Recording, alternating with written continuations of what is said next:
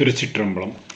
கடவுளை பற்றி தொடர்ந்து நம்ம பார்த்து சிந்தித்து வர்ற பதிவு வரிசைகளில் இன்றைக்கி நமக்கு இருக்கிற சந்தேகத்துக்கு உள்ள தடை என்ன அப்படின்னா, உலகம் உண்மையாகவே உள்ள பொருள் அப்படின்னு சைவ சித்தாந்தம் சொல்லுது.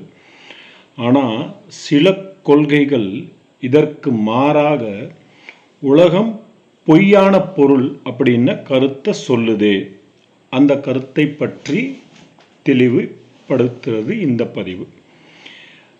அப்படி இந்த உலகம் பொய்யானது அப்படின்னு சொல்கிற கருத்து உள்ள மதம் சங்கரர் மதம். இதுக்கு வேதாந்த மதம் அப்படின்னும் பேர், அத்வைத மதம் அப்படின்னும் சொல்லப்படுது. இதை பின்பற்றவர்களை வேதாந்திகள், அத்வைதிகள் அப்படின்னு குறிப்பிடப்படுது.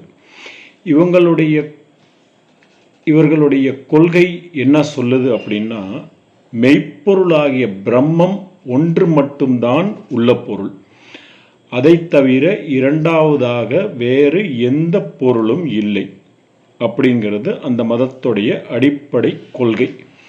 இந்த கொள்கையைத்தான் அவங்க ஒரு பொருள் கொள்கை அப்படின்னு சொல்கிறாங்க. இவங்க இந்த மதத்தில் நம்மால் அறியப்படுகின்ற பொருள்கள் எல்லாமே வெறும் பொய் தோற்றங்களே அப்படின்னும், உண்மையிலே இல்லாத பொருள்கள் இருக்கிறது போல தோன்றுகின்ற பொய்த்தோற்றத்தை உண்டாக்குகின்ற சக்தியே அப்படின்னு சொல்கிறாங்க. அந்த சக்திக்கு இவங்க மாயை அப்படின்னு ஒரு பேர் சொல்கிறாங்க. இவ்வாறு கண்கூடாகவும் அனுபவமாகவும் நம்மால் அறியப்படுகின்ற பொருள்கள் எல்லாமே மாயை அப்படின்னு சொல்லி கழிச்சு விடுறதுனால சங்கரர் மதத்தை மாயாவாத மதம் அப்படின்னு சைவ சித்தாந்தம் குறிப்பிட்டு சொல்லுது. இதை பற்றிய மேலும் விவரங்கள் அடுத்த பதிவில் சிந்திப்போம். திருச்சிற்றம்பலம்.